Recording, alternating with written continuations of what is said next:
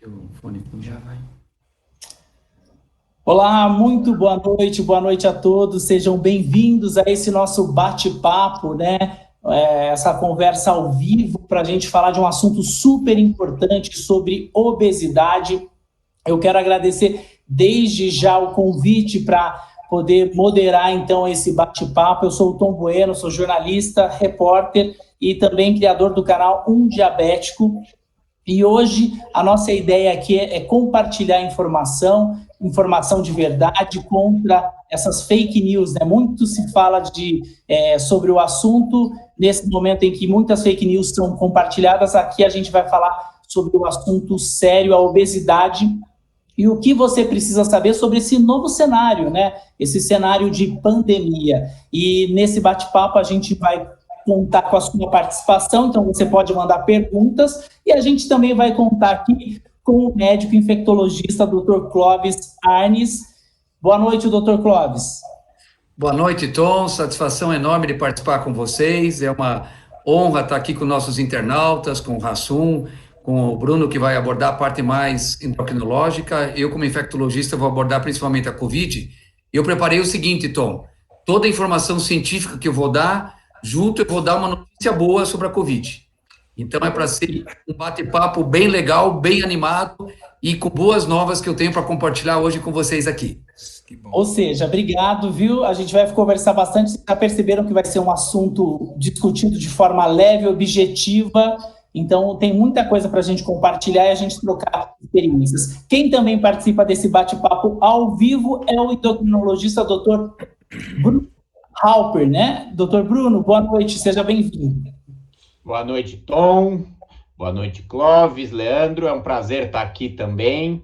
A ideia realmente é essa, informar com responsabilidade, mas sem querer criar pânico ou nada do gênero, e também, de alguma forma, que também a gente se divirta nesse período, né? Lógico, não é um momento de se divertir, a gente está todo mundo sofrendo com tudo que está acontecendo, mas a gente tem que ser leve, e é isso que eu quero conversar com vocês, um pouquinho sobre obesidade, e a obesidade a gente sempre pensar como algo crônico e que tem como melhorar a saúde se a gente, enfim, tratar pelo menos um pouquinho. E a gente vai falar sobre tudo isso ao longo desse bate-papo. E agora eu quero apresentar... Essa pessoa dispensa a apresentação. Mas vamos lá, Leandro Rassum, ator. É um prazer Obrigado. participar desse bate-papo com você. Nossa, você não sabe para mim a importância que esse papo vai ter, que eu tenho certeza, desde o Dr. Clóvis falar sobre essa coisa de tratar essa pandemia e trazendo boas novas, né? E que o Bruno falou dessa coisa da gente se divertir, que no momento que realmente é tão difícil a gente se divertir, mas que com certeza a gente pode lidar de uma forma mais leve. E eu acho que é isso que a gente se propõe aqui, é ajudar na solução e não criar mais ansiedade e tudo isso. Mas é um prazer. Muito obrigado a Novo Nordisk, a todos, ao pessoal do Saúde Não Se Pesa, que já são meus parceiros há 2 anos. Obrigado a vocês, é um prazer estar aqui.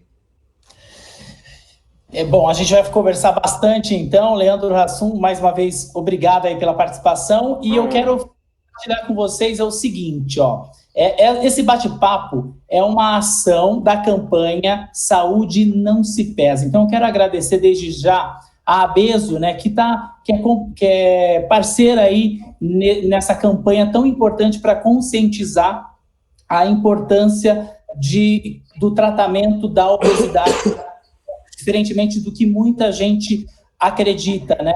A obesidade é uma doença que precisa ser tratada e controlada, principalmente nesse período de pandemia.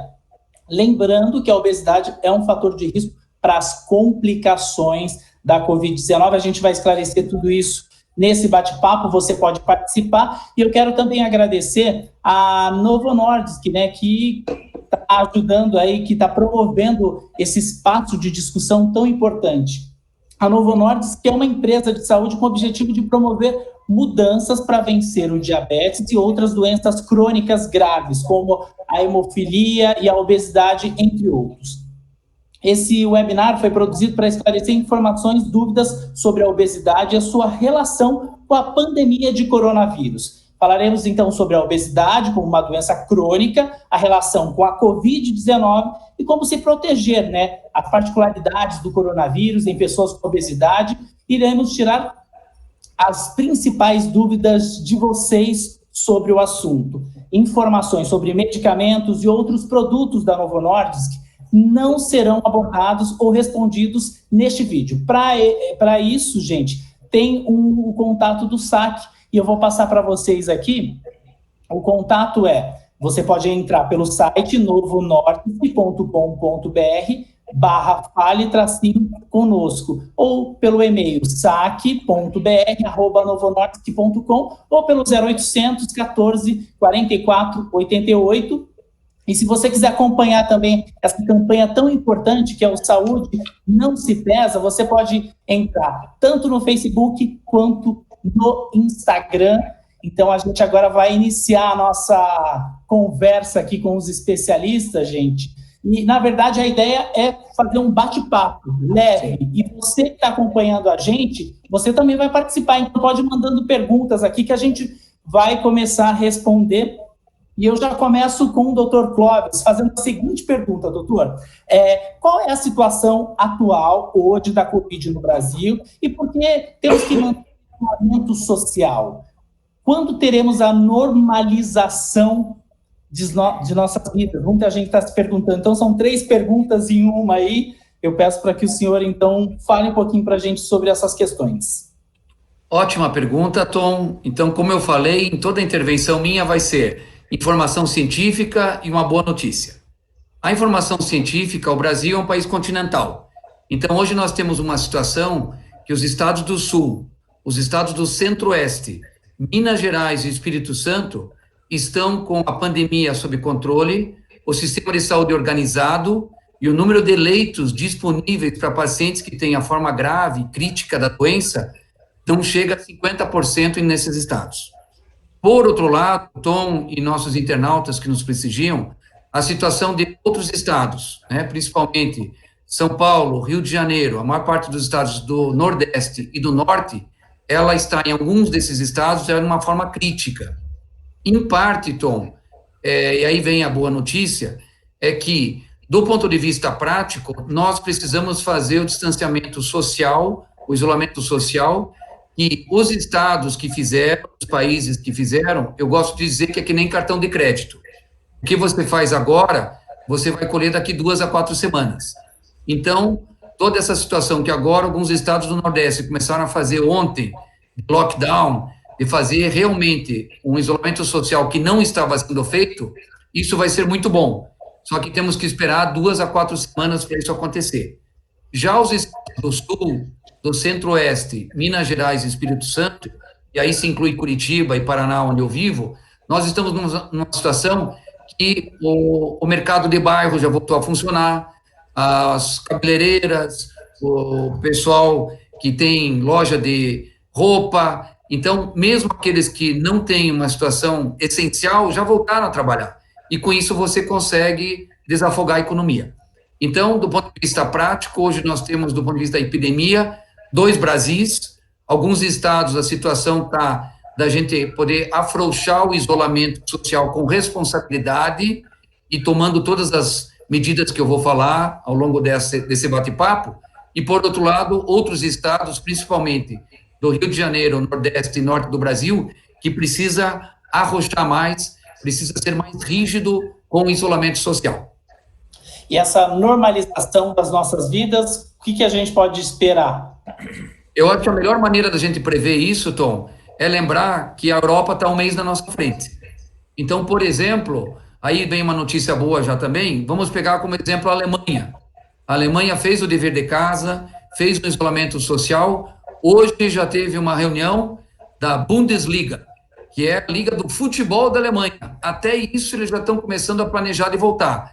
Claro que vai ser sem torcida no início, para evitar aglomeração humana, mas eu diria para vocês que a gente tem a vantagem aqui no Brasil de olhar para os Estados Unidos, e o Rassum está lá em Orlando, sabe dizer muito bem a situação lá, que Nova York foi muito crítico, agora ainda está grave, mas deixou de ser crítico. Então, a gente pode ver o que esses países do hemisfério norte, em especial os Estados Unidos e os países europeus, fizeram que deu certo e a gente voltar, e aquilo que eles forem fazer e der errado, a gente evita de fazer aqui. Então, eu diria para você que, com certeza, o mês de maio e o mês de junho ainda é um mês a gente manter o isolamento social nos estados do Sul, com já alguma situação de poder voltar algum comércio, alguma indústria, algum serviço, até cirurgias eletivas nós estamos planejando já nos hospitais. Em outros estados tem que arrochar um pouco mais. Tá, ok. Agora eu quero saber do Dr. Bruno, né? Primeiro, Dr. Bruno, o que é a obesidade e como ela está relacionada com a Covid-19? Parece uma pergunta simples, mas não é nada simples, né? O que é obesidade, propriamente dito? Então, lógico, a gente tem critérios de índice de massa corporal, né? Que são critérios de você pegar o peso, dividir pela altura ao quadrado, e você vai chegar num número que a gente chama acima de 30, obesidade. Mas na prática, a gente sabe que as pessoas podem ter o mesmo IMC e condições de saúde muito diferentes. O IMC é o índice de massa corporal. Quer dizer, você tem pessoas que podem ter mais massa muscular, você pode ter pessoas que têm uma gordura mais perigosa, que é aquela gordura na barriga, que a gente chama de obesidade abdominal, e que muitas vezes você pode não ter o critério de obesidade pelo índice de massa corporal, mas tem fatores de risco, tem riscos à saúde por aquele peso. Enquanto algumas outras vezes você tem pessoas que são um pouquinho mais, tem um peso um pouco maior e tem menos problemas de saúde propriamente dito. Então isso é a gente chama que a obesidade de uma forma geral é um excesso de gordura corporal que prejudique a saúde de alguma forma, tá? Então seria de uma forma geral isso. E é importante lembrar que a obesidade é uma doença, tá? O que significa isso? Uma doença crônica e recorrente. Significa que existe uma base médica, fisiológica e de muito difícil tratamento, né? As pessoas falam, a pessoa está acima do peso, é só ela comer melhor, se exercitar que emagrece. Não é assim.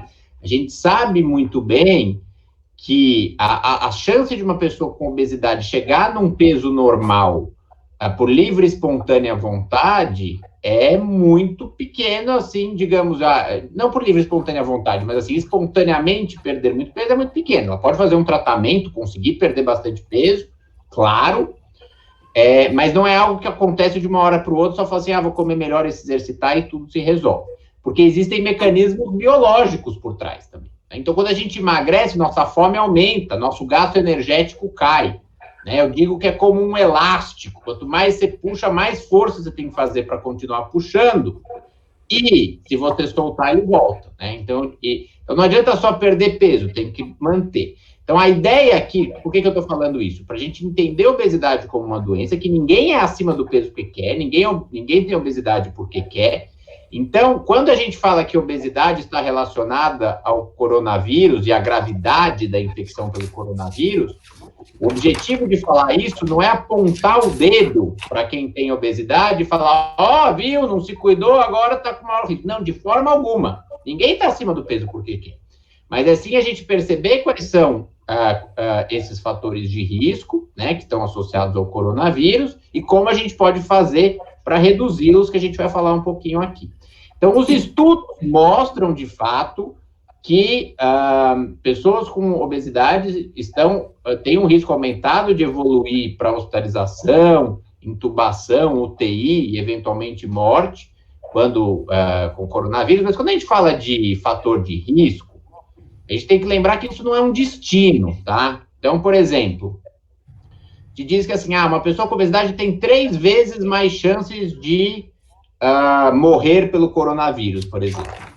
Se você pega uma população, uma pessoa jovem, que a chance dela morrer pelo coronavírus é de 0,1%, se ela tem obesidade, o risco vai para 0,3%. Ela continua com 99,7% de chance de não morrer. Então, isso é muito importante quando a gente fala de riscos. Riscos simplesmente são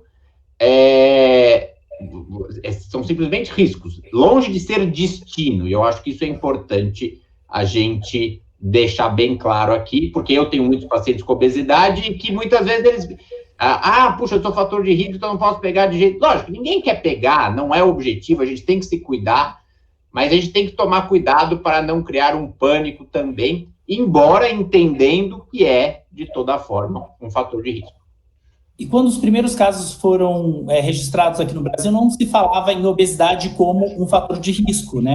Depois passaram a falar sobre isso.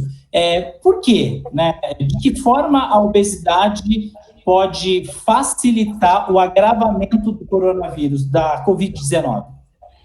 Bom, por que no começo não se falava tanto? Primeiro que os primeiros dados vieram da China, em que os índices de obesidade são muito menores do que em outros países.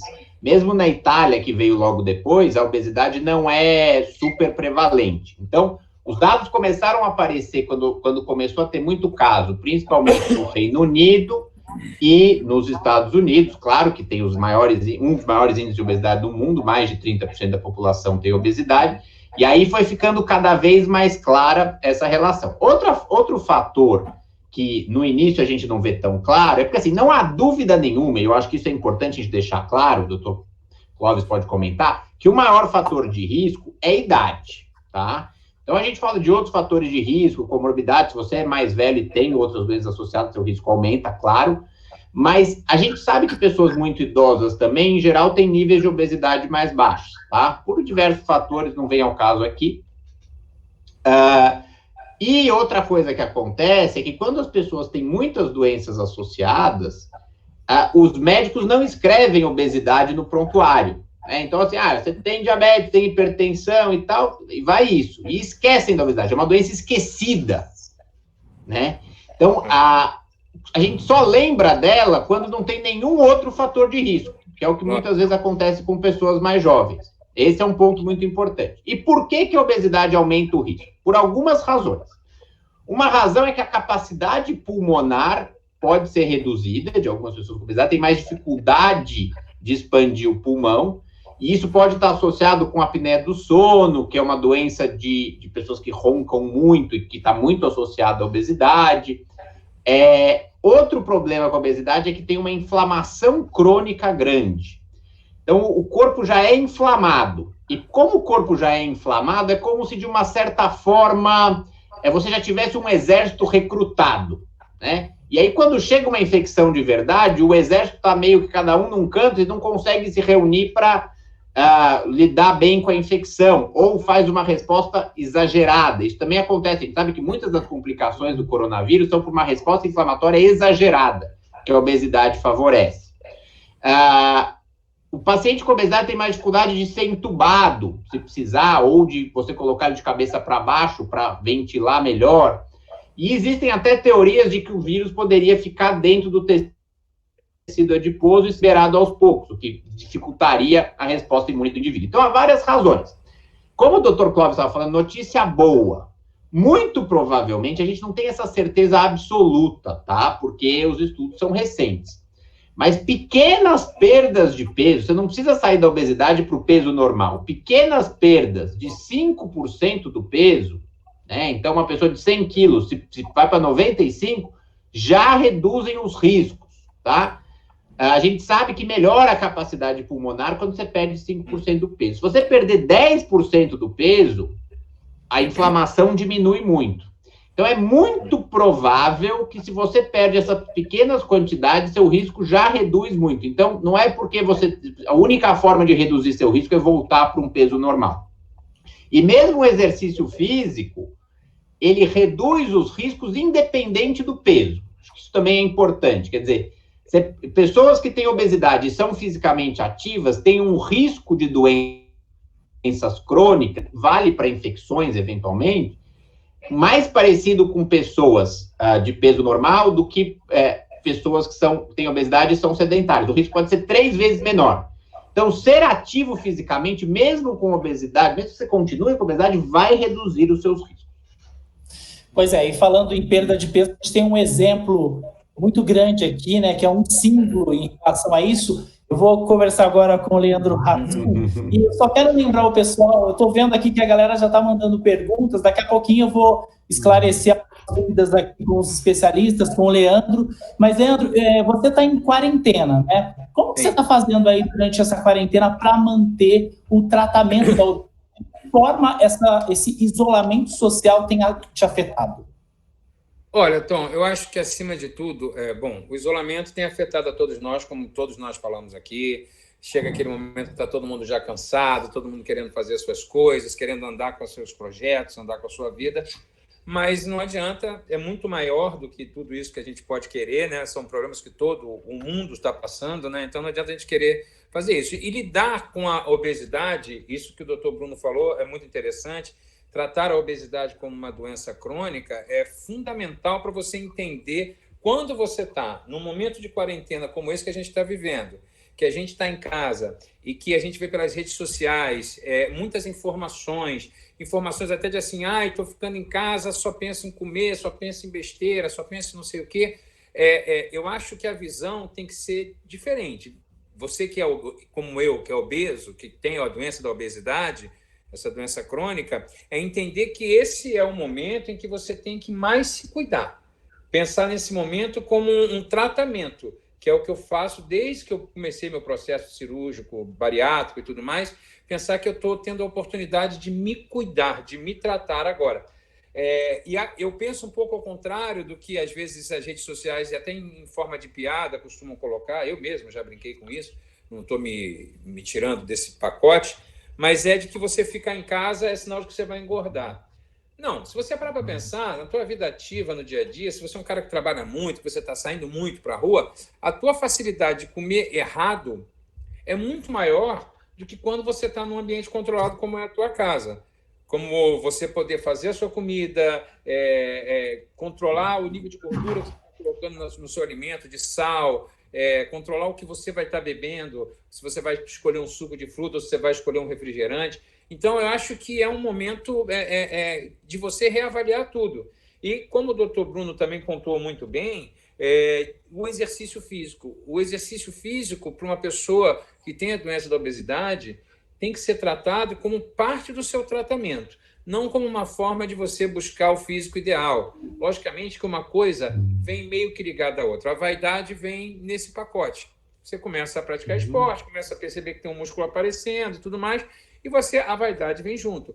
Mas o mais importante para você que está... E agora vem uma coisa positiva também, que eu acho que também o doutor Bruno e o doutor Clóvis falaram, e é sempre legal dar essa dica, de que é o seguinte, o exercício físico, ele por si só, uma forma de te ajudar a se cuidar também, seja fazendo na tua casa, seja fazendo meia hora, seja fazendo no ritmo que você for, mas se manter ativo também está te ajudando a sair mais ainda desse grupo de risco.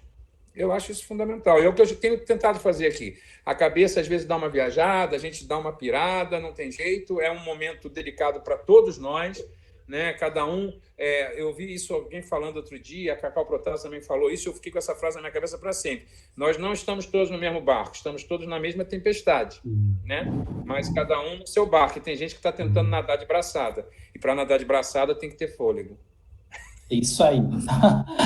Bom, eu vou fazer o seguinte, eu estou olhando aqui, tem muitas perguntas chegando, e você que está acompanhando a live, a gente está com muita gente, centenas de pessoas acompanhando. Quem mandar perguntas, eu vou fazer algumas perguntas aqui. Tem uma bastante interessante, doutor Bruno, a partir de qual IMC você considera grupo de risco para a Covid-19? Existe isso?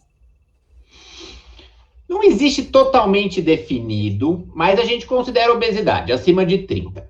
No começo, mas quanto maior o índice de massa corporal, maior o risco. No começo, o Centro de Controle de Doenças colocava 40 como um valor de muito alto risco, digamos assim. Então, hoje o que a gente está vendo é que provavelmente é uma questão contínua. Quanto maior o seu peso, maior eventualmente o seu risco. Como eu falei, tem pessoas que têm peso abaixo do IMC30 e pode ter alterações relacionadas à hipertensão, glicemia alterada, que podem até ter um risco maior do que uma pessoa que tem um IMC um pouco acima de 30 e que tem os exames normais. Quer dizer, é muito difícil a gente separar um valor. Então, se você tem 29.900, você não tem, e 30 e 100 tem. Agora, de novo, é essa ideia. Quer dizer, se você acha que você está um pouquinho acima do peso, pequenas reduções podem ser importantes, independente do peso que você está. Então, se você tem um excesso de peso muito grande, mas perde esse pouquinho, você já vai ter um benefício.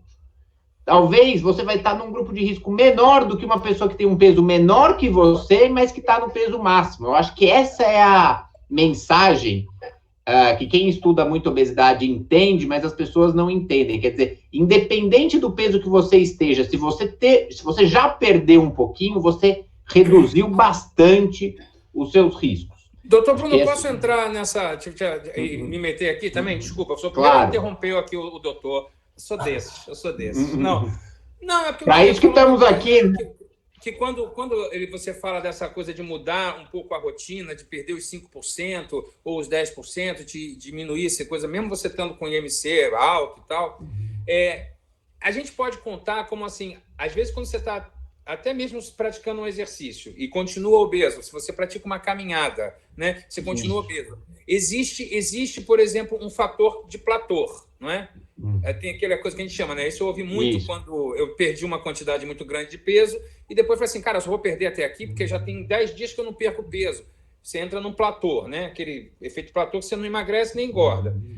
Então, eu acho que vai um pouco ao encontro do que o senhor está falando, me corrija se eu estiver errado, que você sair desse platô, por exemplo, se você caminha 20 minutos sempre, e se você passa a caminhar 25 minutos, isso já é uma mensagem para o teu corpo de que você está mudando, não é isso, doutor? Ou eu estou falando uma besteira? Isso já vai fazer com que teu corpo comece a trabalhar de uma forma diferente, isso ajuda também? Ou até mudar, tirar um conteúdo da tua alimentação, seja lá o refrigerante ou a massa.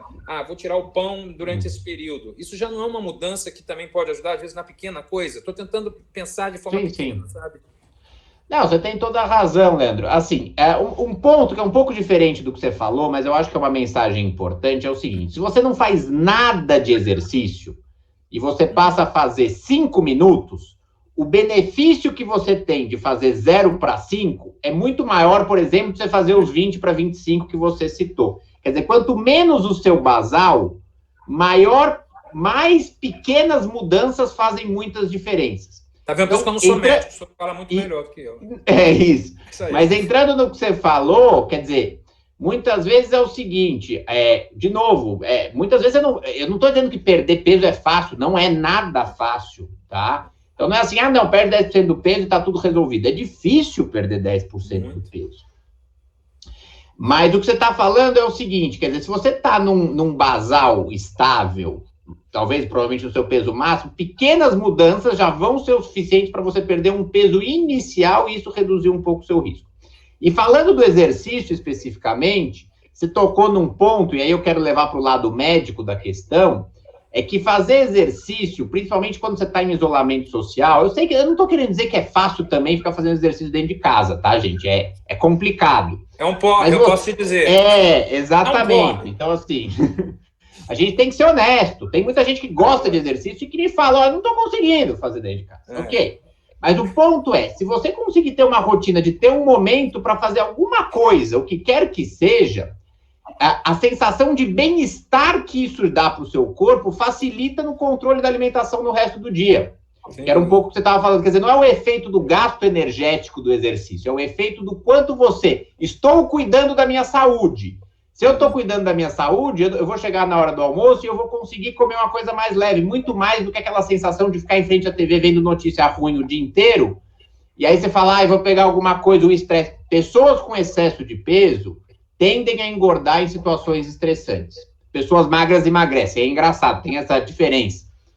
Mas, então, a gente tem que tornar, digamos, o nosso ambiente menos estressante possível. Lógico, não é quem tá sem estresse nenhum, quem tá sem ansiedade nenhum, é que tem que estar com um problema de saúde agora. Esse é o que me irrita. O cara que não diz que é incrível, esse cara eu odeio ele. Todo mundo tem que dar isso é importante. Então, assim, não é para ter 0 estresse, tá tudo bem. Não tá tudo bem. Mas se a gente conseguir reduzir o estresse, que seja por conta de exercício, isso vai facilitar na hora se eu vou ir para cima da alimentação, eu vou acabar beliscando e ficando um pouquinho mais compulsivo. E pegando o gancho do Bruno e do Rassum, então, eu queria só acrescentar, dar uma informação científica e dar uma boa notícia. Então, a informação científica é assim, que vários trabalhos mostraram que não a obesidade sozinha, mas o número de outras doenças que o obeso tem, que vai interferir, ele ter mais risco de ter a Covid grave. Então, o obeso, muitas vezes, ele tem hipertensão junto, ele tem diabetes junto. E a notícia boa é que você estando em isolamento, mas controlando bem a sua hipertensão, que é tomando seus medicamentos, não abusando do sal, cuidando do seu diabetes, tomando o seu remédio, cuidando da sua dieta, você também vai diminuir esse risco de ter a Covid grave. Então, acho que isso é importante também. Lembrar das outras doenças que podem ter associadas, que você pode controlá-las e evitar de você entrar no grupo de risco de ter uma Covid mais grave. Continuar Aproveitando, inclusive, a questão do controle, tem uma pergunta aqui, e, se eu não me engano, tem mais outra pergunta muito parecida. Em relação à medicação, ao tratamento, precisa manter nesse período, né, doutor? Só para a gente deixar bem claro isso. Doutor Clóvis. Sem dúvida. Eu acho que essa é uma mensagem muito importante. Que as doenças de base, né, incluindo hipertensão, diabetes, o teu remédio que você usa às vezes para o coração, se você tem problema pulmonar, às vezes porque fumou, tem enfisema pulmonar, tudo isso é fundamental para fazer com que você não tenha um risco. Eu queria dar uma notícia muito importante para você, internauta. Dos pacientes que têm a doença de Covid, 80% vão ter um quadro que é como se fosse um resfriado ou uma gripe. Repito, 80%. Ou seja, 4 de cada 5 vai ter um quadro leve de resfriado ou gripe que dá febre e tosse. E esses pacientes que têm resfriado e gripe, a chance de cura é 99,7%. Isso é uma média entre o trabalho italiano, Coreia do Sul e China. Então, a notícia boa é que às vezes você fica preocupado. Puxa, eu peguei Covid, estou com tosse e febre em casa. Lembre que 99% vai curar, vai evoluir sem sequela, vai ficar em casa, não vai precisar internar. Então, respondendo a tua pergunta, Tom, sem dúvida é muito importante o paciente que tem essas outras comorbidades continuar fazendo o seu tratamento adequado mais do que nunca. Aproveitando, isso vale... Pode falar, doutor Bruno. E isso vale para tratamento da obesidade também. A gente tem um número pequeno, perto do número de pacientes com obesidade no Brasil que fazem tratamento sério da obesidade, usando medicação, mas se a gente acredita que a obesidade é uma doença crônica, estamos dizendo isso aqui o tempo todo, a obesidade é uma doença crônica que interfere no nosso fator, não faz nenhum sentido também interromper o tratamento neste momento. Isso é muito importante, principalmente se você já perdeu um peso. Eu falo, não existe remédio para emagrecer, existe tratamento da obesidade. O remédio não serve só para você emagrecer, não é um tratamento de dieta. Ah, não, faço dieta, emagreço, pronto, ou para estética. A gente está pensando em controle de saúde metabólica. Então, do mesmo jeito que se você usa um remédio para hipertensão, sua pressão era alta, ela controla e se mantém, se você parar, o remédio volta. Se você vem num tratamento e interrompe, você tem uma grande chance de ganhar peso. Então, a gente tem que pensar a obesidade da mesma forma que o diabetes e a hipertensão, por exemplo. Não vamos interromper as medicações de uso crônico. E outras tantas doenças, né? Ô, doutor Bruno, eu vou aproveitar que o doutor respondesse essa questão de uma forma bem objetiva para a gente continuar, porque tem muito assunto, mas é que chegou aqui e eu acho muito curioso, eu achei bem curiosa. É hora de começar um novo tratamento para a obesidade, considerando que pode ter efeitos colaterais e não conseguir acompanhamento? Qual que é a sua opinião em relação a essa questão aí colocada? Acho que isso vai depender muito de pessoa para pessoa, da situação individual, né? Eu acho que, assim, o que não é, talvez não seja a hora, talvez não, com certeza não é hora de você entrar dentro de casa e fazer uma dieta de muito baixas calorias, uma dieta muito restrita. Até a gente sabe que no momento inicial de uma restrição calórica muito grande, você pode cair um pouquinho sua imunidade transitoriamente. Se você está numa dieta balanceada, perdendo peso a longo prazo, essa redução essa redução calórica não diminui a imunidade, tá? Então, essa ideia de que dieta diminui a imunidade, restrições calóricas muito intensas, ou pessoas que já são magras, que aí fazem restrições calóricas maiores, tá? Então, não há, pelo contrário, como eu falei, você diminui a inflamação, você perde um pouco de peso, e isso tende a ser benéfico, de uma forma ou de outra. Então, assim, começar um tratamento, eu acho que a grande dificuldade hoje é achar um médico que vai te atender, e assim por diante. Hoje existe a telemedicina, é possível sim, eu não acho impossível, né? Agora, é questão de ver como é que está a sua motivação e uma série de outros fatores. Mas eu, como endocrinologista, estou atendendo pacientes novos, eventualmente por telemedicina. Não é a situação ideal, né? Primeira consulta por telemedicina, mas eu acho que a gente tem que estar presente para os pacientes. Então, se você se sente motivado, você acha que é um momento, eu não veria um problema muito grande, até porque eu acho que até isso o Dr. Clóvis pode responder. Ele falou, existem alguns estados que já estão já pensando no próximo passo, já estão diminuindo as restrições. Mas para a gente voltar a uma vida absolutamente normal, isso vai levar muito tempo. Então, se a gente fica só postergando, isso, enfim, a gente pode perder uma boa oportunidade de mudar. E aquilo que o Leandro falou é muito importante. Estando dentro de casa, você está num ambiente controlado, pode sim ser uma boa oportunidade de começar uma mudança que você não conseguiu na rotina louca que você tinha anteriormente. Mas, lógico, cada pessoa é de um jeito. A gente está trabalhando muito mais em casa, então, caso a caso.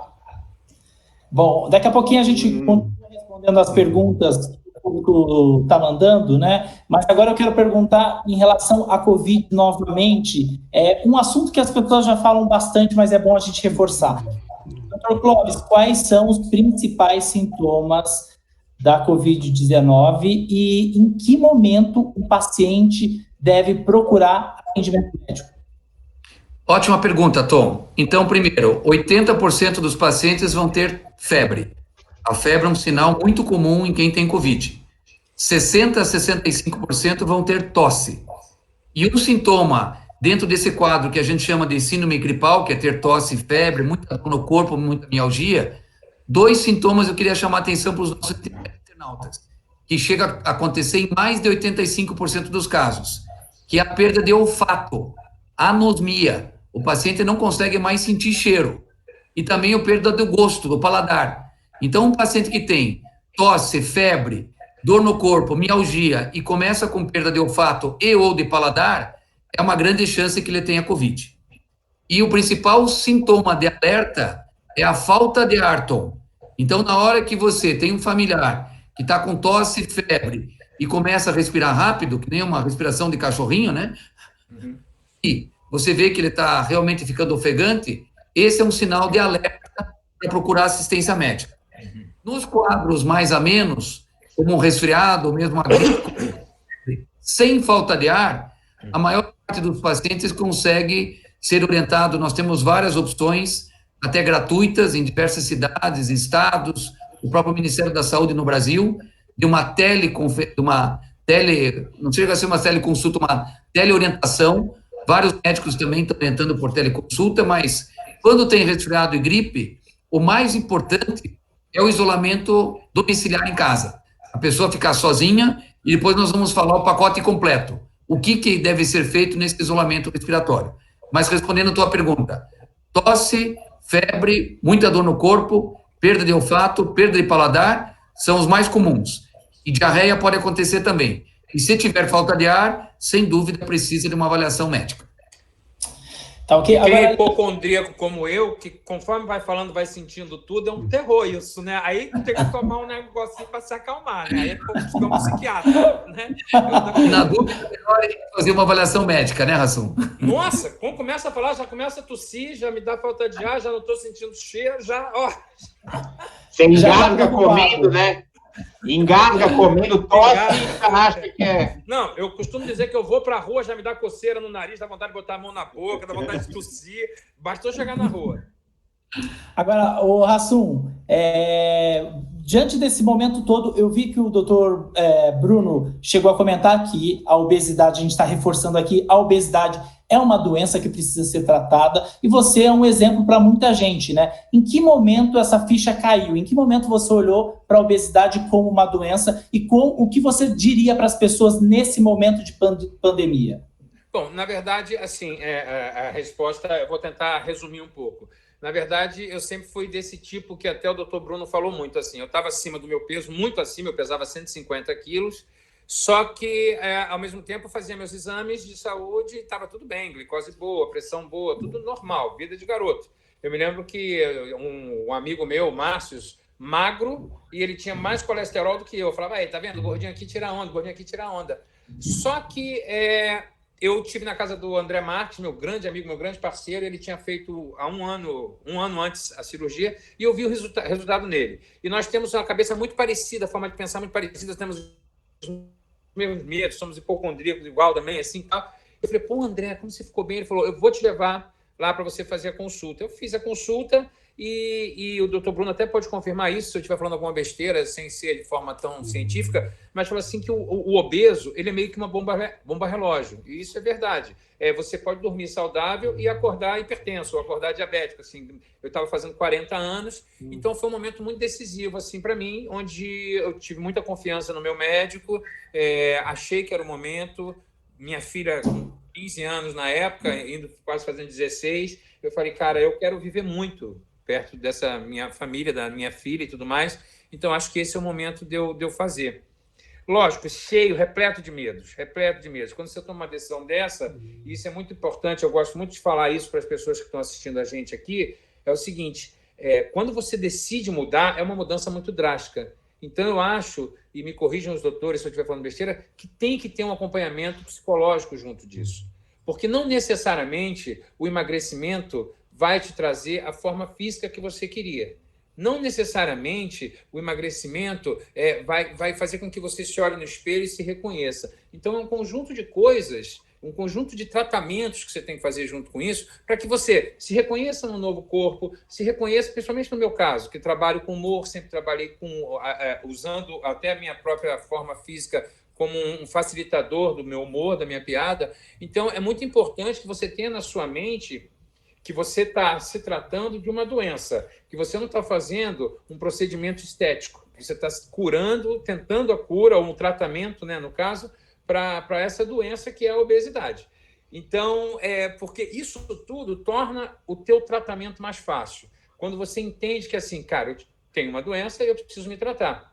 Isso faz com que você faça uma transição de forma muito mais sutil. Não é fácil, existem desafios no caminho, é isso. Você sair da inércia, como o doutor Bruno também colocou muito bem, é muito complicado, porque você não está habituado a fazer, mas o interessante é que teu corpo começa a te entender, ele começa a funcionar de uma forma diferente. Se pegar um exemplo bem estúpido e banal, me perdoem os doutores mais uma vez, é como você, quando já mora mais de 10 anos numa casa, se a luz estiver apagada, você, sem olhar, você acha o interruptor. Você sabe andar se a luz faltar, você vai esbarrar em poucos móveis. Quando você passa por um processo que você muda totalmente a sua forma física, até a sua forma de se colocar nos lugares, você tem que retrabalhar dentro da sua cabeça. E isso é muito importante, não só para o processo de emagrecimento, que a cirurgia bariátrica facilita, é um facilitador disso, mas para a manutenção, porque acho que os doutores podem falar melhor sobre isso, sobre autossabotagem,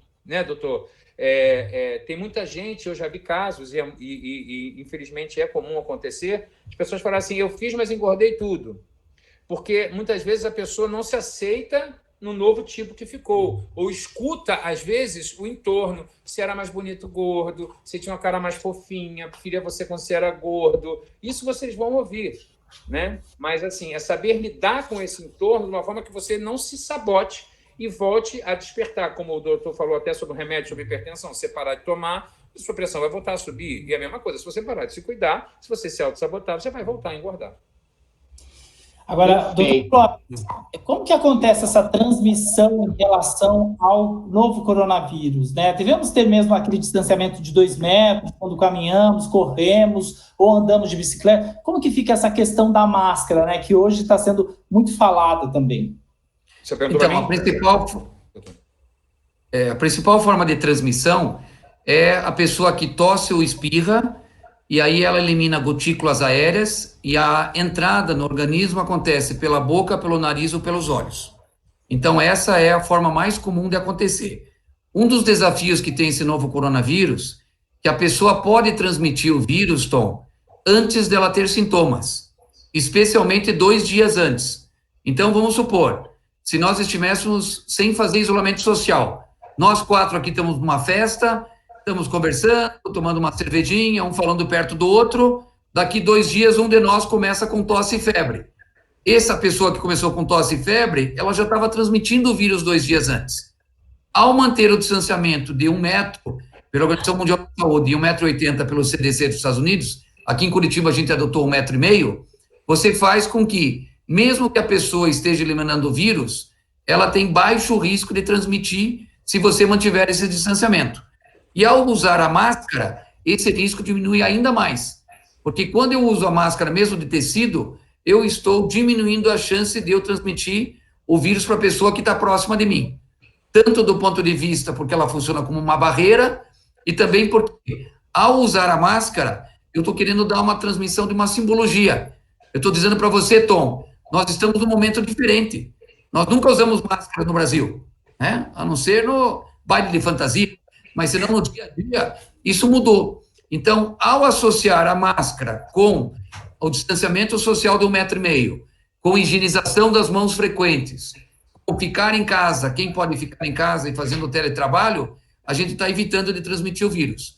Porque o vírus, ele é transmitido junto com as pessoas. Se a pessoa está em casa, ela está tendo pouco contato com outras pessoas, mesmo que ela esteja na fase que ela ainda não tem sintomas, ela vai transmitir pouco esse vírus. E depois eu queria falar um pouquinho, um conceito bem importante, Tom, mas vamos deixar os colegas também falar um pouquinho mais sobre qual é o risco de transmissão do coronavírus, o quão contagioso ele é. Eu queria dar uma palavrinha para vocês nesse sentido. Você quer falar? Vamos fazer o seguinte, quer falar agora e a gente já discute? Então, um ponto importante é assim, esse coronavírus, ele tem o risco de transmitir, que a gente chama de R0, de 3. Então, em média, uma pessoa que tem febre e tosse com coronavírus, se ele não tiver nenhum tipo de cuidado, ele vai transmitir pelo menos 3 pessoas. Na hora que ele está em casa, que ele não vai mais para o seu trabalho, que ele fica em isolamento domiciliar, que ele higieniza as mãos, esse risco vai para 1 ou menos de 1. Então, em vez de transmitir para 3 pessoas, essas 3 vão transmitir para outras 3, dá 9. Faz aquela famosa progressão geométrica, que o número de casos aumenta em forma exponencial. Você, ao fazer o isolamento social, de ficar em casa, isolado e usando máscara e higienização às mãos, você diminui esse risco para 1. Então, qualquer doença infecciosa, infecto-contagiosa, que uma pessoa transmite no máximo para uma outra, você controla a epidemia. Então, o grande remédio que nós temos hoje é um remédio amargo, mas ele é eficaz, cientificamente comprovada. É justamente o isolamento social. Porque daí quem tiver a Covid, em vez de transmitir em média para 3 pessoas, passa a transmitir para uma só. E ao acontecer isso, eu controlo a epidemia. Eu quero falar de uma coisa um pouco lúdica, Tom, se você me permite, dentro desse tema Claro. que o doutor abordou até. Eu acho que tudo isso que a gente está vivendo, que é terrível e que é isso que preocupa, e mais uma vez repetindo tudo isso, eu acho que vai ser um grande momento para a gente entender o que é a verdadeira palavra de solidariedade e amor ao próximo. Acho que é um momento muito importante para que a gente comece a praticar isso. Quando o doutor fala da máscara, né, o doutor Clóvis falou muito bem sobre a máscara, a gente usa a máscara para proteger o outro. E se o outro usa a máscara para te proteger, é uma coisa tão, parece tão 2 mais 2 é igual a 4, né? Mas é porque às vezes a gente não para fazer essa conta. A gente às vezes não, eu tô bem e tal. Mas assim, é um momento que a gente vai sair, quando a gente às vezes fala até assim, vamos voltar para o normal. Eu espero que a gente volte não para o normal, porque o normal deu errado. Que a gente volte fortalecido, a gente volte com um novo normal, né? E que esse normal seja onde solidariedade, amor ao próximo, cuidado com o outro. Eu já me peguei na rua aqui falando assim, cadê sua máscara? Cadê sua máscara? E se eu vou num lugar e eu vejo que a pessoa está sem máscara, eu faço questão, ostensivamente, de não entrar. Porque eu acho que isso é um ato de respeito com ela também. Atravessar a rua, por exemplo, até no exercício físico que a gente estava comentando, aqui nos Estados Unidos já começou essa flexibilização, então aqui no meu condomínio eu corro todo dia, né? E se vem uma pessoa na mesma pista que eu estou correndo, eu atravesso, eu paro e atravesso. E é interessante porque eu já vi pessoas que vinham com um cachorrinho passeando, me viram atravessar, falou, não precisa atravessar não, porque ele não morde. Eu falei, não, eu não estou atravessando por causa do cachorro, estou atravessando por causa da senhora, entendeu? Então, eu acho que a gente vai voltar, quando tudo voltar ao normal, que volte um normal muito melhor. Sem dúvida. Agora, doutor... eu gosto de uma frase que eu falo às vezes para alguns pacientes meus de baixo risco, eu falo, seu maior medo não tem que ser de se infectar, você tem que ter medo de infectar o outro. Isso. Eu acho que essa é a questão. E, Rassum, nessa parte da solidariedade que você falou, eu vou compartilhar com vocês uma situação que me emocionou muito. Toda noite a gente está vendo também várias notícias boas, né? E nós estamos tentando fazer isso aqui também nessa live, de solidariedade. Sim, sem dúvida.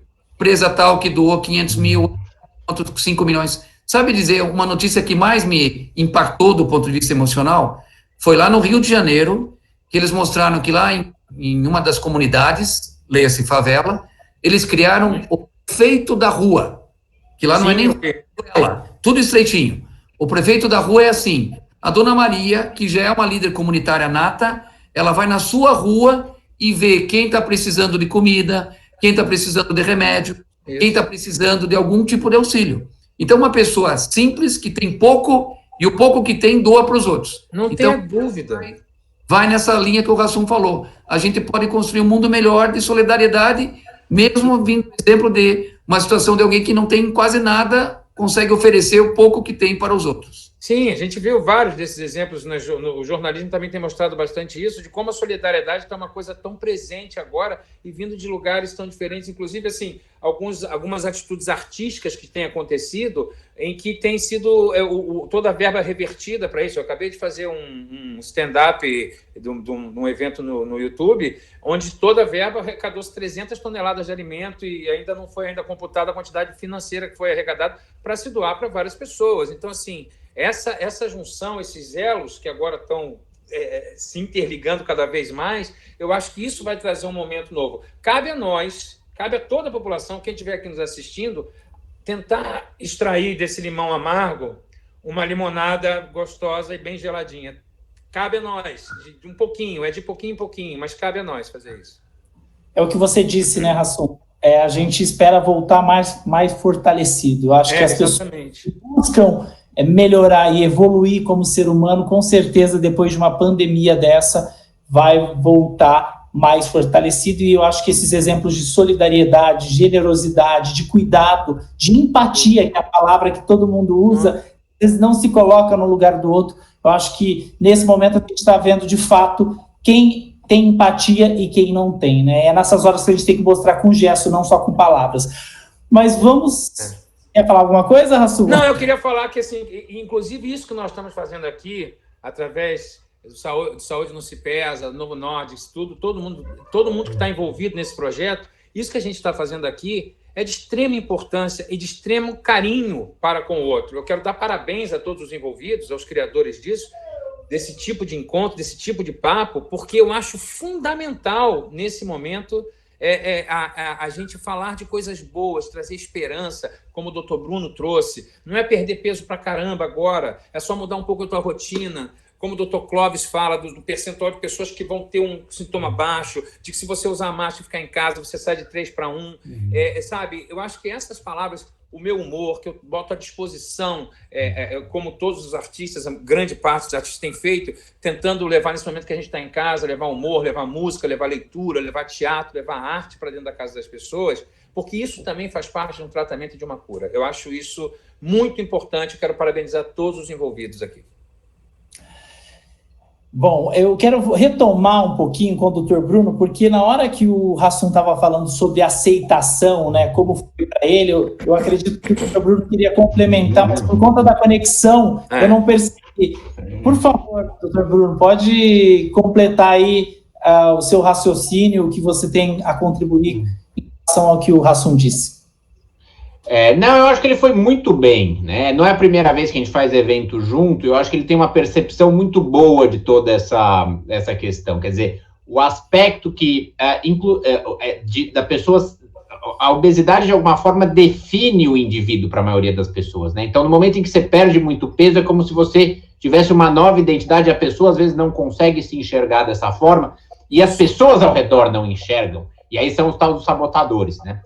E eu falo os sabotadores estão em todo lugar. O sabotador é o seu parceiro, é a sua mãe, e não é de propósito, não é que ela quer o seu mal, mas é porque muda o status e aí muda a relação propriamente dito, né? Então, assim, você vai na casa da mãe, você tá fazendo dieta e... Não, mas come mais um pouquinho, você não gostou da minha comida. Ou o parceiro fala, não, mas hoje, só hoje, e assim por diante. E eu digo que é muito difícil isso, porque além de toda a fisiologia que eu falei, a gente tem que lidar com esses sabotadores, e os piores são os que gostam da gente, porque eles não estão fazendo por mal, né? Muitas vezes eles estão fazendo querendo dar carinho, mas isso implica, muitas vezes, em você sair da dieta. Existe os que fazem por mal também, isso é verdade. Tem covardia de mudar. Tem também. Que aí se irritam porque você teve a coragem de mudar. Isso existe muito também. Eu já vivenciei isso. Exatamente. Agora, eu me lembro uma coisa, rápido, só uma piadinha, mas é verdade. A minha mãe, primeira vez que me viu, logo que eu emagreci, ela foi na minha casa, ainda estava morando no Brasil, ela abriu a porta e falou assim, tá horroroso, hein? Muito magro. Então, assim, tipo, tá bom. Porque a minha mãe, eu engordei, eu conto isso no show como piada, eu falo que eu engordava porque a minha mãe colocava culpa da fome no mundo em cima de mim. Ah, não vai comer? Tem um monte de gente passando fome. Aí eu comia porque eu achava que se eu não comesse, eu ia estar fazendo todo mundo passar fome. Então, criança saudável é criança gordinha. Também tinha isso. Bom, vamos fazer o seguinte, eu queria colocar... O doutor Bruno, quer completar alguma coisa?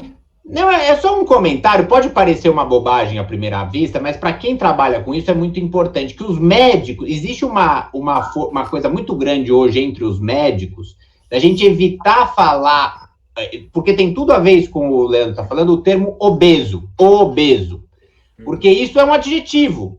Então, você, na verdade, define a pessoa por conta daquela doença. Como é muito errado hoje você falar, por exemplo, o aidético, ou leproso, ou tuberculoso, porque são palavras que ofendem a gente, e justamente tem que ofender mesmo. Então, existe hoje em dia muitos jornais médicos não aceitam mais que o pesquisador escreva isso, exatamente porque a gente tem que tirar essa questão da pecha, que tem tudo a ver com o que a gente estava falando antes. Quer dizer, o obeso não tem que ser um adjetivo.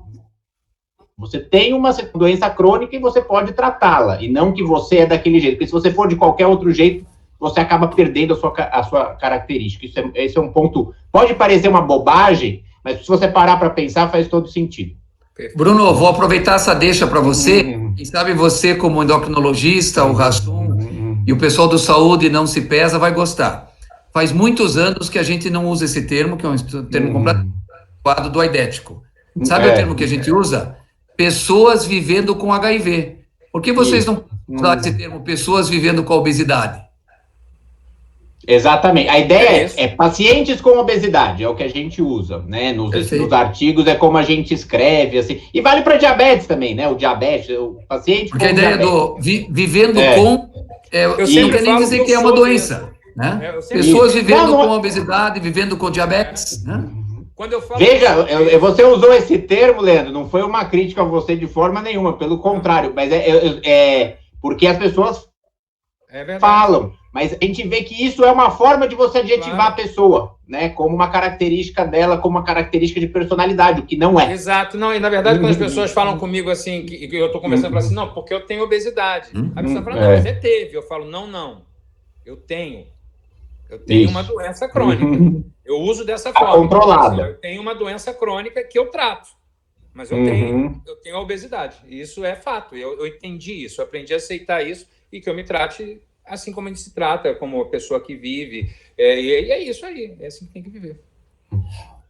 Vamos fazer o seguinte, eu tenho algumas perguntas ainda relacionadas à obesidade e à Covid-19, e tem muita gente também fazendo perguntas, eu estou acompanhando o chat aqui, eu vou fazer já essas perguntas, mas para a gente só concluir a linha de raciocínio em relação à Covid. Quando, doutor Clóvis, quando teremos uma vacina, um tratamento que consiga salvar mais pessoas como o HIV, que apesar, né, de não termos uma vacina, temos uma sobrevida e uma qualidade de vida muito mais aceitável que há 25 anos, né? Onde podemos buscar informações seguras em épocas de tantas fake news? Essa eu posso contribuir também com a resposta. O que você tem a dizer, doutor Clóvis? Então vamos lá, Tom. Lembra que eu falei desde o início? Uma informação científica e uma boa notícia. Informação científica, em média, quando você tem uma respiratória, para você conseguir ter uma vacina, em média leva 1 ano e meio. É a média de você ter uma vacina para um vírus respiratório. Os estudos iniciais com as vacinas nos levam a crer que existe boa chance da gente ter uma vacina efetiva ainda para esse ano. Inclusive, 2 das indústrias que estão pesquisando essa vacina, eles já fizeram o seguinte, Tom. Para você produzir a vacina em escala mundial para milhões de pessoas, isso leva um tempo. O que eles fizeram? Eles já fizeram uma maneira tal que, se a vacina der certo, eles já estão preparados para, em 1-2 meses, eles conseguirem produzir milhões de doses. Então, a informação científica em média, você leva 1 ano e meio, e para a Covid, respondendo a tua segunda pergunta, um dos sites muito bons chama clinicaltrials.gov, como em inglês chama Clinical Trials, né, se pronuncia trials.gov, é uma fonte de informação boa. Mas eu queria dar essa boa notícia. Os primeiros resultados em termos de eficácia da vacina ainda estão sendo avaliados, mas de segurança está indo muito bem. Então, é possível que ainda em 2020 a gente tenha uma vacina eficaz. E nesse período de fake news, eu costumo dizer que, via de regra, eu tenho alguns sites que são confiáveis, mas o que eu costumo dizer para as pessoas é o seguinte: tem dúvida, quer saber o que é verdade? Saúde.gov.br, que é o site do Ministério da Saúde. Acredito que no site da Sociedade Brasileira de Infectologia também tem muitas informações relacionadas, né? Isso, nós tomamos o cuidado pela SBI, né, Tom, que eu tenho a grande honra de ser o atual presidente da Sociedade Brasileira de Infectologia, que congrega todos os médicos infectologistas. Nós fizemos já vários informes, desde que iniciou a pandemia, e várias dessas informações em termos de sintomas, de sinais, de tratamento farmacológico, do que pode ser feito quando o paciente interna, está disponível no nosso site, nas nossas redes sociais. E assim como tem, né, Bruno, vocês da endocrinologia têm feito também da mesma forma, e várias outras sociedades científicas estão informando o público. Então, as sociedades científicas sempre são também uma boa fonte de consulta. Eu queria falar um pouco sobre essa coisa da fake news também. Pode falar.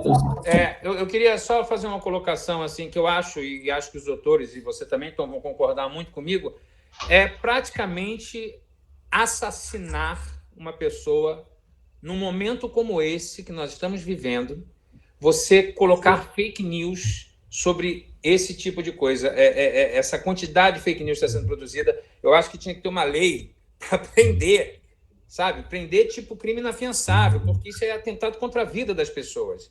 E não só com o que diz com relação ao que é fake news em relação à Covid, mas o doutor Bruno pode falar até melhor sobre isso. Não existem fórmulas milagrosas para o emagrecimento. E o que mais eu tenho visto, assim, eu recebo muito e-mail, inclusive minha imagem já foi vinculada a produtos milagrosos de emagrecimento, que nesse momento agora, diz assim, você quer sair do grupo de risco, tome essa pílula que emagreceu o Rassum ou que emagreceu o André Marques. E é tudo mentira, é tudo parte de um esquema. Num momento como esse, falando de doença, isso é de uma crueldade que não tem tamanho. É muito assustador que existam pessoas com esse tipo de mentalidade. Infelizmente, eles vão no ponto onde as pessoas estão desesperadas. Eu tenho diabetes e o que eu consigo perceber é que as pessoas elas querem vender algo como milagre. E não existe tudo que é milagre, você pode duvidar, viu? Porque tudo que parece ser muito fácil, não é possível que as pessoas, durante anos estudando, não conseguiram descobrir que uma pessoa com algo como se fosse acabei de descobrir, isso aqui vai ajudar a curar. Mas, enfim, falando em tratamento, a gente falou, né, muitos dos casos da Covid-19, doutor Bruno, mais da metade, inclusive, né, de pessoas com menos de 60 anos, que foram contaminadas, né, são pessoas que tinham obesidade, né? Diante disso, as pessoas elas precisam manter o tratamento, como a gente disse, né? E como fazer com que a família inteira não engorde nesse período? Existe alguma dica, algum segredo? Bom, primeiro, não é metade das pessoas que foram infectadas, é metade das pessoas que evoluíram de forma pior, né? Quer dizer, a infecção não parece que pessoas com obesidade têm mais chance de se infectar pela Covid, pelo coronavírus, pelo novo coronavírus.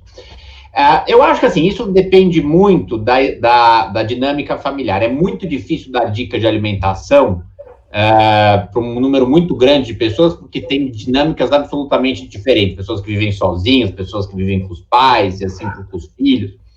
O que eu digo é o seguinte, não há dúvidas que a obesidade tem uma base genética importante, mas que é uma base genética que só se desenvolve se eu tenho um ambiente propício. Por isso que os níveis aumentaram muito da década de 70 em diante, porque as pessoas já tinham os genes antes, só que o ambiente não era engordativo. Então, mesmo que eu tivesse o gene, não importava. No momento em que eu passo a ter uma oferta muito grande de alimento, aquelas pessoas que são propensas tendem a engordar. E se eu não tenho como mudar o mundo continua sendo engordativo, o que eu posso mudar? O meu mundo. O que é o meu mundo? O meu mundo é onde eu vivo, é minha casa. Então, se a gente diminui ao máximo o número se o que fez engordar a população ao longo dos últimos 50 anos foi o excesso de alimentos, de uma forma geral, principalmente os alimentos de fácil consumo, que são os ultraprocessados, que já vêm embalados, prontos para comer, que você come com a mão, você come assistindo televisão, você come fazendo outras coisas, é isso que você tem que evitar ao máximo ter em casa. Se você só tem as coisas para o café, almoço, jantar, você não tem as opções de belisco. Tem um estudo interessante que mostra que você sabe que você tem um chocolate, mas se ele está à distância da sua mão e visível, você come mais do que o dobro do que se ele está escondido numa gaveta e a distância longe. E não só você come mais do que o dobro, como você, quando ele está presente, e eu pergunto para você depois quantos chocolates você comeu, as pessoas acham que comeram menos do que realmente comeram. Porque quando está tudo muito próximo, você vai meio que no piloto automático, principalmente sob estresse, quando você está comendo assistindo televisão e assim por diante. Então, a dica que eu posso dar é, como eu falei, cada pessoa é de um jeito, é ter o mínimo ou nada de opção de se comer com a mão dentro da sua casa e fazer as refeições em horários estruturados e não comer fazendo nenhuma outra atividade. A hora de comer é a hora de comer. Não é a hora de ver TV, não é a hora de fazer absolutamente nada. Eu queria colocar uma coisa nisso que o doutor Bruno falou, e que eu acho também, que também ajuda muito e tem me ajudado aqui. Tentar, de forma remota, manter a sua rotina. Por exemplo, se você vai fazer um home office, não venha de pijama. Não venha de pijama, entendeu? Se você vai malhar dentro de casa, não malha com o seu pijama. Não, bota a sua roupa. Porque, assim, manter a rotina, isso ajuda muito. É isso, você vai se alimentar, vai para a mesa comer, bota o seu prato, senta na mesa, come, hora de comer, aquilo que a nossa mãe fala há muitos anos. Está na hora de comer, larga não sei o quê, larga o telefone. Isso agora a gente está no momento em que a gente está em casa e é muito fácil a gente burlar, mais uma vez, entrar aquela sabotagem. É isso. Vai para a cama com prato, bota num filme, numa série, fica ali comendo, você acaba comendo mais e tudo mais. Agora, se você, por exemplo, eu vim para cá, por exemplo, estou aqui, ó, vou mostrar para vocês. Bermuda embaixo, mas eu tô trabalhando. Então, aqui, ó, eu tô com o meu paletó e com a minha camisa branca. Todo mundo sabe que eu tô na minha casa. Eu podia agora dizer que, não, eu vou fazer aqui com a minha camisa para ficar engraçado. Não, mas assim, a gente está trabalhando, a gente está aqui informando. Então, a gente tem a nossa credibilidade para passar, a nossa forma de nos apresentar. Isso é um trabalho. E encarar o trabalho como trabalho, mesmo que seja um home office, encarar o exercício como exercício, mesmo que você esteja fazendo com 2 garrafas de água sanitária, e a refeição na hora das refeições. Isso não é para você mudar e comer a hora que você quer, para você pegar um saco de biscoito, ficar aqui trabalhando e com um saco de biscoito caindo farelo em cima do seu computador. Não, é isso. Isso tudo ajuda, não só a pessoa, mas para que a família tome essa consciência. Isso é uma coisa que eu percebi na minha casa. Quando eu sou a pessoa que tenho essa rotina, isso implica que as outras pessoas seguem a mesma rotina, entende? Isso ajuda. E nessa esteira da informação científica e da boa notícia, olha o que nós aprendemos ao longo desses últimos meses da Covid. Eu falei há pouco de cada 5 pacientes que têm sintomas da Covid, 4 vão ter sintomas que não precisa nem ir para o hospital, vão melhorar sozinho em casa. Dos 20% que vão internar, a maior parte deles não vai precisar de UTI. No total, 15% dos pacientes, de cada 100 que tem Covid, 15 vão internar fora da UTI. E nesses pacientes que vão internar fora da UTI, alguns são obesos, e o que nós percebemos? Que muitos dos pacientes que precisam internar eles têm uma maior chance de ter coágulo nas veias do pulmão, né, o que a gente chama de trombose pulmonar. E aí o que nós começamos a fazer? O mundo inteiro percebeu que você tem um exame de sangue, chamado Dímero-D, que mostra que o paciente tem mais risco de ter trombose, e você pode fazer um anticoagulante profilático. Profilático quer dizer preventivo. Então, embora a gente não tenha nenhum remédio específico para a COVID, hoje nenhum tratamento medicamentoso se mostrou eficaz e seguro até agora. Mas, ao dar oxigênio para o paciente, ao dar anticoagulante para evitar dele formar trombose, esses 15% de pacientes que internam fora da UTI, a cura chega a 90%. Então, veja que fantástico. Nós estamos aprendendo em pouco tempo várias coisas da COVID que permitem a gente ter sucesso de salvar vidas nesse índice. É 90% de cura dos pacientes que internam fora da UTI, em 10 a 15 dias estão em casa curados. Então, isso mostra também que nós estamos sempre aprendendo e, com isso, ajudando mais os pacientes. Eu queria falar uma coisa, eu queria fazer um gancho com algo que estava sendo falado antes, mas, de novo, a ideia da boa notícia é o seguinte, mas também falando de fake news e tudo mais, a gente vive numa era, desgraçadamente, em que a ciência é muito criticada. E se não fosse a ciência, jamais se poderia imaginar a possibilidade de, em 1 ano, você desenvolver a vacina. Né? Quer dizer, o doutor Clóvis pode falar melhor, mas assim, o tempo médio de desenvolvimento de vacinas são 20 anos. Então, assim, muitas vezes, saiu um tratamento novo que parece que é bom, porque umas pessoas usaram e melhoraram, já é bom, e aí a gente fala, não, calma, pessoal, não é assim, as coisas não são tão assim, mas não, demora muito, se for esperar. Veja, existem situações, a ciência funciona de uma forma, nos últimos séculos, permitiu a gente chegar a um ponto que você faz uma vacina em 1 ano, né? Eu acho que isso é muito importante. Esse é o momento da gente valorizar mais a ciência e não, como a gente vê muitas vezes em fake news, achar que um médico obscuro de um canto remoto descobriu a cura e ninguém quer usar porque, enfim, qual é o objetivo? Por que o mundo não quer descobrir um tratamento que seja eficaz? Eu já ouvi gente fazendo garrafada, doutor, para curar. Toma essa garrafada que cura, e tem gente que compra. Então, assim, esse mercado da fake news é uma coisa tão contagiosa que eu acho que como o próprio coronavírus, o novo coronavírus. Você sabe que o que é mais triste? Porque você olha uma fake news, ela é compartilhada, sei lá, 100 mil vezes mais do que uma notícia de verdade. Ela se espalha de uma forma tão rápida que a gente não tem ideia. Mas isso então, Tom, vamos aproveitar esse momento aqui com todos os nossos internautas, Tom, e fazer uma campanha, né? Eu acho que a fake news é hoje um problema de saúde pública. Né? Sim, sem dúvida. Obesidade também diabetes também é. Então, eu acho que todo internauta que está nos ouvindo, na hora que ele recebe uma notícia, dele primeiro verificar, né, para você ver se é fake news ou não. E se especialmente é uma notícia que nem o Bruno comentou, agora tem uma fada, né, Rassum, que vai curar a Covid. Se vale aquele ditado, né? Se o milagre é grande, desconfie do santo. Exatamente. Antes de você ficar passando para os teus grupos de WhatsApp. Pelo amor de Deus. E o Tom falou uma coisa que é muito interessante, isso é uma verdade, isso não se reflete apenas no que diz respeito às fake news. Isso desgraça é muito mais espalhada do que sucesso. Assim, se você levar isso para o meu ambiente de trabalho, que é a atuação, para você fazer sucesso é uma escalada tremenda. É quase o tempo que leva para uma vacina ficar pronta antigamente, doutor Bruno. Agora, para você destruir a sua carreira, basta você ser uma pessoa irresponsável a ponto de fazer uma festa dentro da sua casa num período de confinamento. Né? Então, realmente, você destrói uma carreira que você construiu com um ato de irresponsabilidade, assim como as fake news também, e isso acaba circulando muito mais.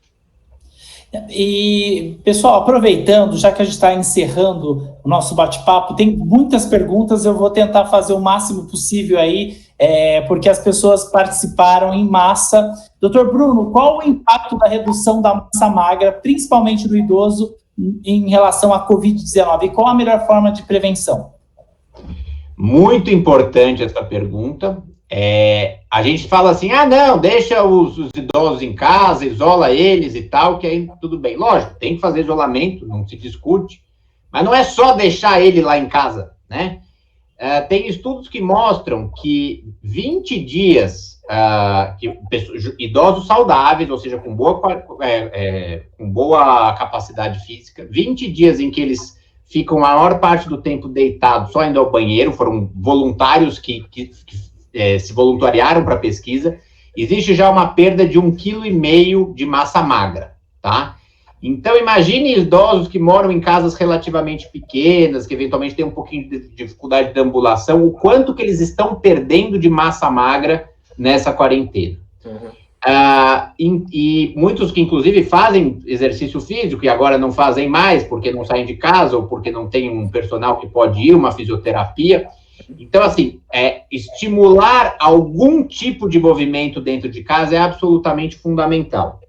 Existem estudos que mostram que se a cada hora você anda 3 minutos, isso já ajuda muito em termos de manutenção de massa muscular, né? Então, você põe lá um reloginho, não fica sentado o dia inteiro, só toca o reloginho 1 minuto, 1 hora, anda 3 minutos, tenta, se seu celular tem contador de passos, um valor que seja se você conseguir chegar em 5.000 passos, é um número muito bom, mas para pessoas idosas, que às vezes pode estar mais dificuldade, 2.500 passos por dia já ajudam, pelo menos, a não perder tanto massa muscular. Também é importante o consumo de proteína, quer dizer, não pode fazer uma dieta muito pobre, só com carboidrato, que também tem um risco de perda de massa muscular. Mas eu acho que essa ideia é importante, quer dizer, cuidem dos idosos dentro de casa, não é simplesmente largá-los lá, né? Tem estudos que mostram que a solidão é um fator de risco de mortalidade independente, né? Só o fato de você se sentir sozinho, você ativa hormônios no corpo que pioram a sua saúde. Então, isso também é muito importante. Agora, para pacientes obesos também, né, doutor Bruno? Desculpa só te falar isso assim. Eu me lembro que quando eu fiz a cirurgia, uma das coisas que muito falavam para mim, até o doutor Cláudio falou sobre trombose, que é isso, assim, a gente logo que eu operei, logo mandavam eu andar, que eu andasse, não ficasse deitado, porque isso me ajudaria, né, a evitar trombose, evitar alguma coisa assim. Então, também é muito importante, até nesse caso, assim, da pessoa que é portadora da obesidade, poder andar, não ficar parado, né? Se eu estou falando... E você sabe que mesmo sendo fisicamente ativo, né, tem estudos que mostram que você faz 1 hora de exercício físico pesado, mas passa o resto do dia sentado, seus riscos aumentam um pouco, né? Lógico que é menos do que quem passa o dia sentado sem aquela hora, mas são coisas, digamos que não basta simplesmente fazer 1 hora de exercício, seja ativo durante o dia. Essa dica de a cada hora você andar um pouquinho faz uma diferença para todo mundo, não só para os idosos, você tem toda a razão. Eu acho que a gente também tem que falar, né? Então, a gente pegou 2 extremos, né? O idoso, que a gente tem preocupação dele ficar muito sedentário, perder massa muscular, tem até um nome pomposo, né, Bruno? De sarcopenia, né? Perde músculo. E o obeso, a importância dele caminhar. Então, às vezes, você pode caminhar no teu quintal, né? Você que mora em casa, ou no teu condomínio, dá uma volta, pega um pouquinho de sol, que faz bem para a vitamina D. Aliás, Rassum, eu vou aproveitar aqui e fazer uma piada em tua homenagem. Por favor. Foi a primeira cidade que submeteu o coronavírus a um processo de pasteurização. Ontem estava 3 graus, hoje está 5. Eu soube que está bem frio. Aqui também, viu? Agora, doutor Clóvis, aproveitando para a gente finalizar, porque o nosso tempo está indo embora, tem mais uma pergunta aqui em relação ao contágio, né? Depois que a pessoa é contagiada, ela está contaminada, em quanto tempo ela começa a transmitir o vírus? Ótimo. De modo geral, ela começa a transmitir principalmente 2 dias antes de apresentar sintomas. E o período de transmissão, em média, é de 10 a 14 dias. Então, o ideal é toda pessoa que tem sintomas de Covid, é claro que nós não falamos sobre isso, mas tem testes, né? Na primeira semana é o teste nasal e na segunda semana é o teste sorológico, que é o exame de sangue. Mesmo que ela não tenha condição de fazer o teste, porque não está disponível na cidade que ela mora, ela deve ficar 14 dias em casa, Tom. E os 3 últimos dias ela deve estar bem, sem febre, sem sintomas, para daí ela poder voltar ao seu trabalho. Então, é esse parâmetro que nós estamos usando também para profissionais de saúde. 14 dias em isolamento respiratório em casa. Então, já aproveitando, doutor Clóvis, a gente está encerrando aqui esse bate-papo ao vivo, super esclarecedor. Vão ter outras oportunidades, mas eu gostaria que você deixasse as suas considerações aí para quem está com a gente desde o início aí, está com a gente nessa live agora. Então, primeiro eu queria dizer para você, internauta, que a gente tem várias notícias boas nessa parte da Covid, né? Remédios estão em pesquisa, agora em maio vão sair vários estudos clínicos que estão em andamento, nós temos vacinas em pesquisa que deve vir, coisa boa até o final do ano, nós temos uma situação de testes novos chegando, que tem uma acurácia muito boa, nós estamos descobrindo várias coisas, que nem esse exemplo que eu dei da trombose, que é o coágulo que se forma em pacientes que têm a Covid grave, que a gente pode evitar fazendo anticoagulante. Então, fique esperançoso, fique otimista, e eu acho que a Covid tem que trazer uma mensagem da gente ser mais solidário, nós vamos valorizar mais de poder estar com a nossa família, de abraçar o amigo e de estarmos juntos novamente. E dizer mais uma vez, agradecer aqui o Saúde Não Se Pesa, é uma enorme satisfação, Tom, a gente diz assim, tem até um nome pomposo, viu, Tom? Você, em vez de debatedor, foi o nosso chairman. É assim que a gente... Gostei então você foi promovido agora, viu? Muito bom. Obrigado. Hoje o pessoal falou, Clóvis, eu gosto muito de você, vou te assistir na live, mas eu adoro mesmo o Hassum. Então, eu mandei um beijo aqui, ó. Um beijo de longe. Um beijo de máscara. Um beijo de máscara. Você, Bruno, mais uma vez, super legal estar com você também. Abraço. Valeu, doutor. Uma honra. Oportunidade. Obrigado, viu, doutor Clóvis? Agora eu quero que o doutor Bruno deixe suas considerações em relação ao nosso bate-papo sobre esse tema que a gente discutiu, obesidade, e como o que as pessoas precisam saber nesse cenário aí de pandemia. Doutor Bruno, as palavras com você agora. Bom, eu acho que foi muito rico o nosso debate, a gente trabalhou muitos pontos diferentes. E, de novo, a ideia, quando a gente fala de obesidade como fator de risco, não é, de forma alguma, muito pelo contrário, apontar o dedo para o indivíduo, dizer, ó, a responsabilidade é sua, você agora se tornou fator de risco, então se vire. Não, de forma alguma, é exatamente o oposto. É a gente poder oferecer o melhor tratamento para essas pessoas, para elas entenderem que obesidade é uma doença de aspecto crônico, recorrente, fisiológico, biológico, e que ela não deve, e que ninguém está acima do peso porque quer.